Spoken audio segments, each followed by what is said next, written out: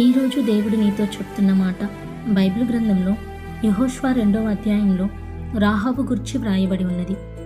ఆమె గురించి మనం చదివినప్పుడు ఆమె ఒక వైశ్యగా, అన్యురాలుగా కనపడుతుంది.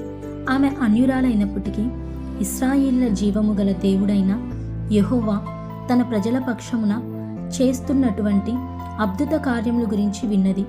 విన్న తర్వాత ఆయనే నిజమైన దేవుడని నమ్మింది.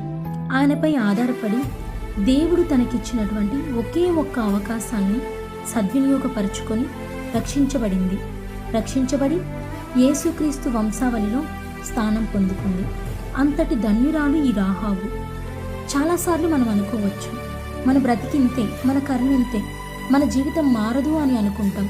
కానీ దేవుని యొక్క ఉద్దేశాలు మన జీవితంలో నెరవేర్చబడడానికి మనం అవకాశం ఇస్తే మన యొక్క జీవితం అదే విధంగా ఉండదని గుర్తుపెట్టుకోండి.